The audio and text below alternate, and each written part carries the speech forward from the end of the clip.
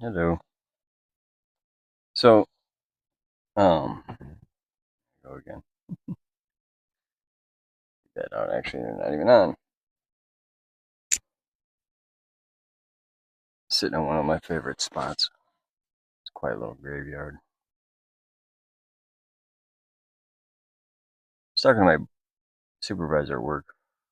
We were talking about that being groundskeepers at graveyards. Um, you actually have to have and I don't know the name of it, but there's a specific type of training that you need to take in order to be a groundskeeper at a graveyard because of A, biohazards, and B, dealing with people who are in mourning. I'm going to look into it. I could do it. But we also had a conversation the other day, and I'm infamous for telling a lot of people that, I've been in jail a few times, not prison, just county, and I've been dead multiple times. And I've had to face a lot of my fears in my life, more than likely through my own volition and choices, but point being is I've faced them and overcome them. And so I'm infamous for saying, hey, I've been dead in jail. Like, I'm not really afraid of much else anymore at this point. There's not much anyone can say or do to offend me or disrespect me. It always amazes me how people try to use your past against you. It's like that's what made me who I am now. Why would that? Not to mention, I would have to truly value your opinion first to actually be offended. So hey. Anyway, so he says to me, he goes, "Well, what are you afraid of, Chris?" And I didn't have an answer at first. I had to think about that for a minute, a couple of days actually. And I think it's a fear that a lot of people have. It's irrelevance. I guess it's really my only true fear anymore is becoming or being completely irrelevant. Um,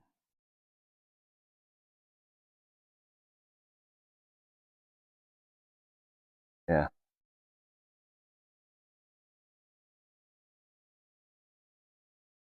I suppose that ties into the whole abandonment rejection fears that a lot of us have. Um, so that's one I'm going to have to meditate and digest on a little bit.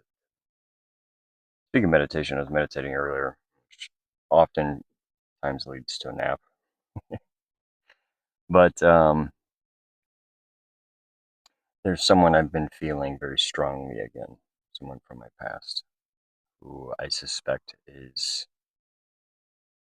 having some difficulty in their life right now. Not outwardly. Outwardly, appearances have probably been kept up very well.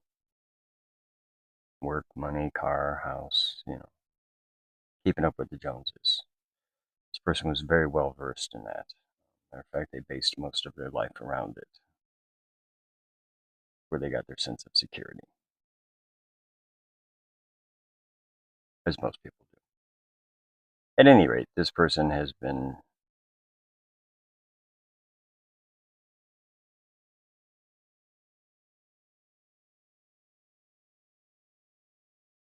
we'll say, testing some energetic boundaries.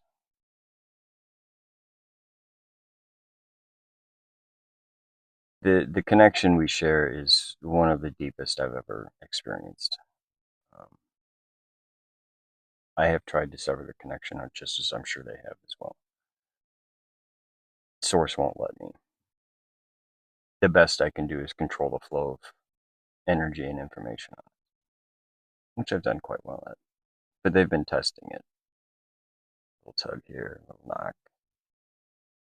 Been showing up in my dreams a lot, as they did today.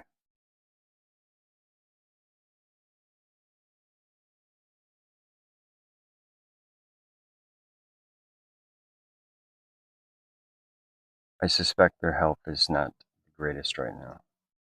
and they're going through what a lot would qualify as a dark night of the soul. There's some loneliness and depression, fear. So in this dream, I can't remember if I was at work or whatever. I lost a lot of the details now. But at any rate, they had been seeing me around, which did happen like a year ago. At any rate, so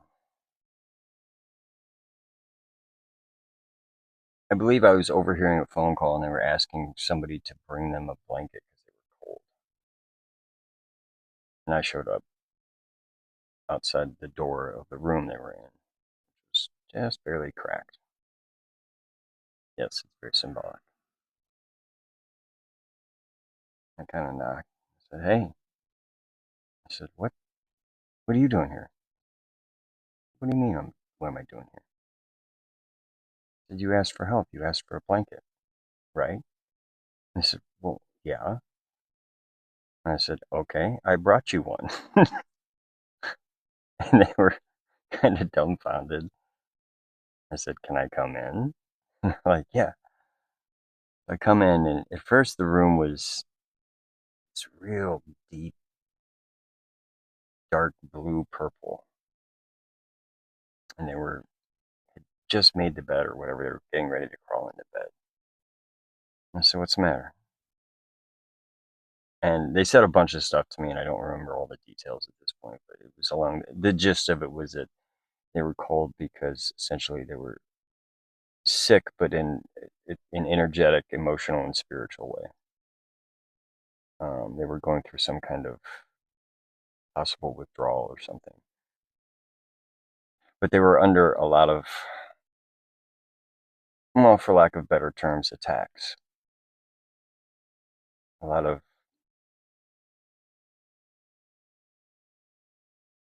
hitchhikers, pecking,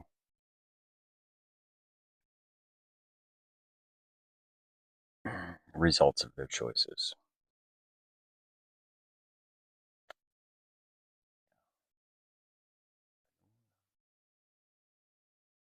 Unfortunately, that's a problem in my life. Many, many people drastically underestimate not only me, but my intelligence and my certain gifts I have. Uh, I'm highly empathic, I'm highly intuitive, I have the gift of spiritual discernment, um, and on occasion, even precognition. I have yet to learn to control that one, though. It just comes and goes. At any rate, oftentimes I will say things that plant seeds, and people don't realize they seem very innocuous in the moment.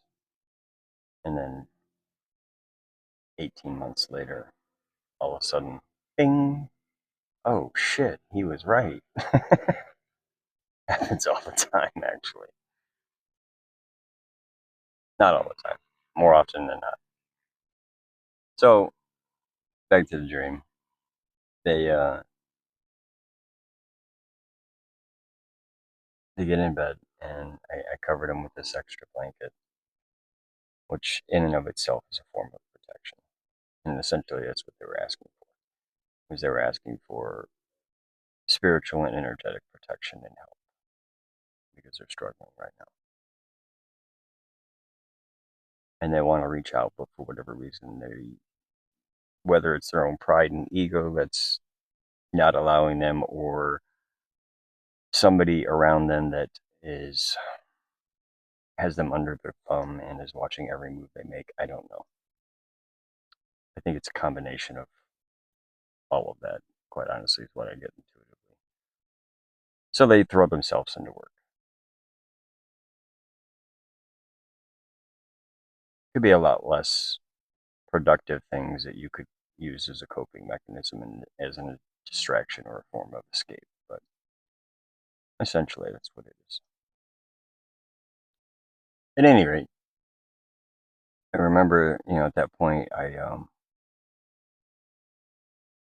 I curled up in bed and I had wrapped my arms.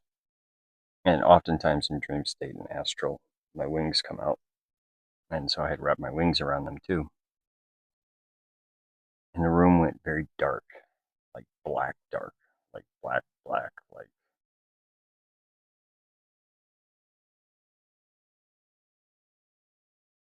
indescribably black.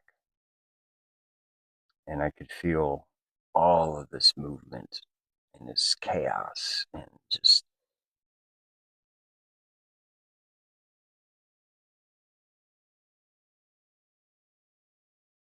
at least a dozen or more different things, like moths to a flame. And I was like, holy shit, what the hell have you been doing? And they said, I know, this is why I'm sick. And I said, okay, let me see what I can do. So I just kind of amplified the light and subdued some.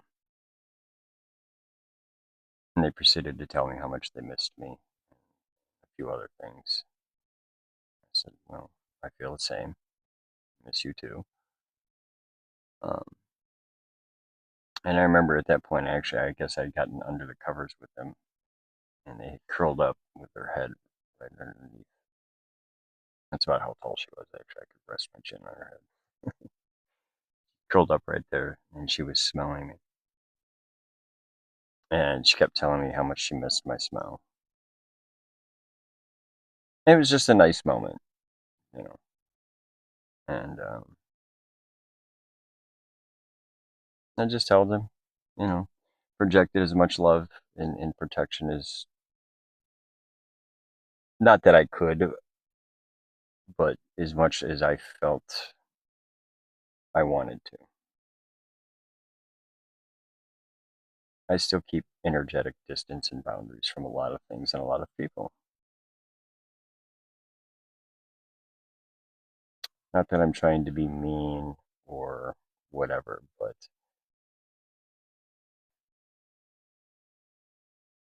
as the old adage says, you can't pour from an empty cup. And if I allow myself to be completely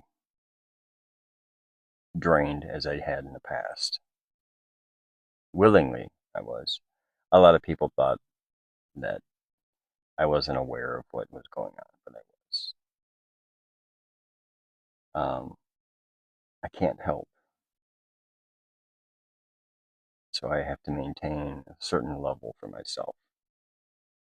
It's the only way I can truly help and heal people. My light is dimmed, it won't trigger you into healing. It's that simple. And I do that a lot, actually. There are very few people I meet that I don't leave some kind of lasting impression. And it's not that I try, it just happens. I used to tell people all the time when I was growing up, careful. Because when I get in your head and under your skin, I'm there for life.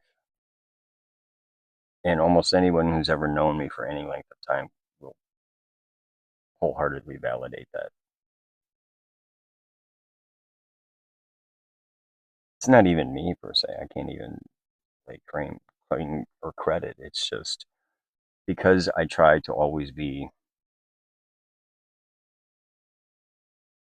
open to source and the universe and the most high and God and whatever label you fits your ego. Um, Oftentimes I will say things and I won't even know the meaning of it until after the fact. And then I'll realize and see the impact it had. Oh, I've had people tell me literally just being in my presence has triggered fears and insecurities in them and make them look at themselves in a whole new light. And some it works and they do the work and they heal. Others, they repeat a cycle. Great example is, my best friend who relapsed. No, I'm not going to take 100% credit for that. Obviously, he made his choices, but my energy had an influence on some of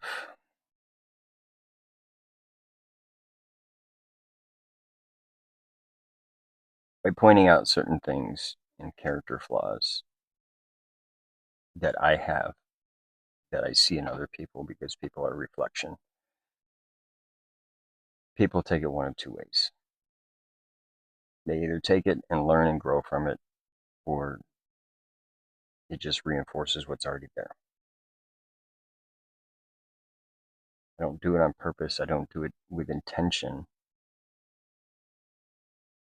If I do, it's only to help people. Unfortunately, it's up to them as to how they receive it. And that's something I've talked about many, many, many of my videos. You know, your reality is, what, 10, 20% what happens, and the rest of it is all here. It's how you receive it, how you interpret it, how you handle it, how it affects you. You get to make all of those choices. And that's what I mean by take your power back, take accountability, take ownership. You know, one of my recent coworkers who, as far as we can tell, relapsed and pretty much lost both his jobs. Um,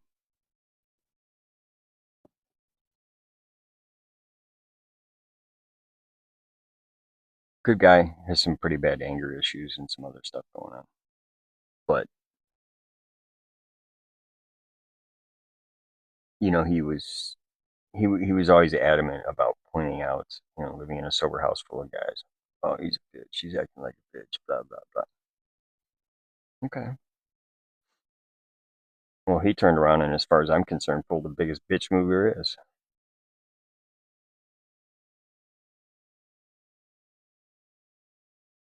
A, he relapsed because he wasn't man enough to handle sobriety. And B, as far as work goes, at the job we both worked at, after he got discharged from the house, he showed up one morning, did a half-assed job, left as early as possible, and it hasn't shown up for 2 days now. That's a bitch move. Like, straight up. You think you're a big bad man, really? Own your shit, motherfucker.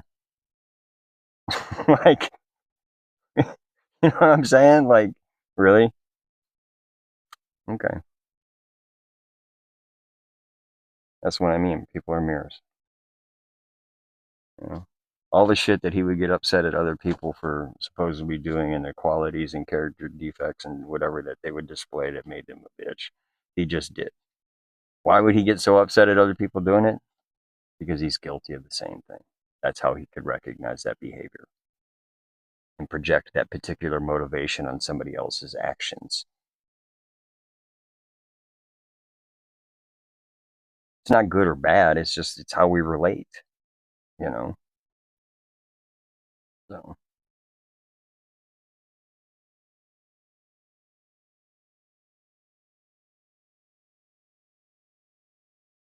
I do miss her. I miss the friendship. I miss, like, all the little things. Um,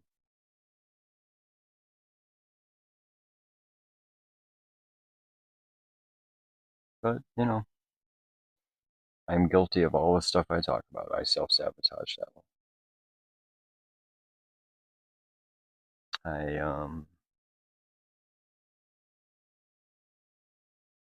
in a situation, my mother had a stroke. I wasn't getting the support. I didn't even know what I needed at the time. I was completely overwhelmed. And I did what I know how to do best: escape. Um, I knew this person would leave me when that happened. I kind of anticipated it and counted on it, because at the time there were some things going on with my family, and I didn't want her involved with that particular drama. I didn't want,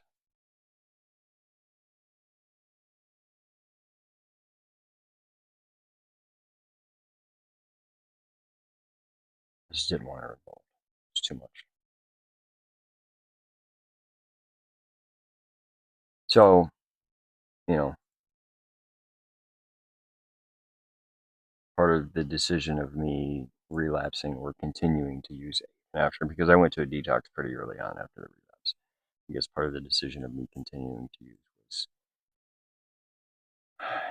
at least how I justified it in my head, partially, was to protect. As much as that hurt, it fucking killed me.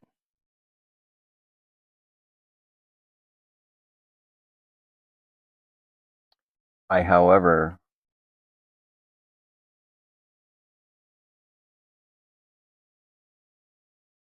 I guess assumed that at some point we would be in contact. And some of that was based on the last communication we ever actually had. I was told that after 6 months of consecutive sobriety, contact would be okay or allowed. Granted, I pushed the boundaries early on, because that's what I do. Because I was hurt and confused and just not in a good headspace. I'm grateful that she has stayed away. I'm grateful that she did not have to witness me at one of my lowest and worst horrible fucking moments of my life. Like I was bad. I scared myself. That's how bad I was. Um, and that's very difficult to do if you knew my history. I wish nothing but the best. So I'm gonna blame it on the moon again.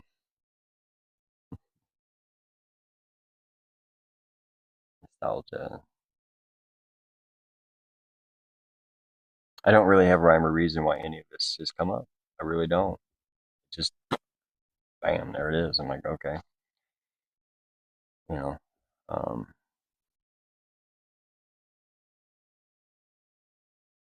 maybe it's just me processing the left, whatever's left.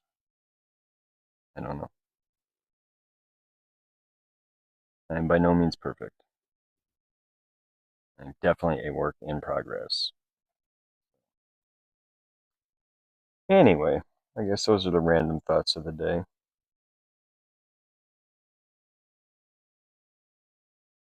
Yeah,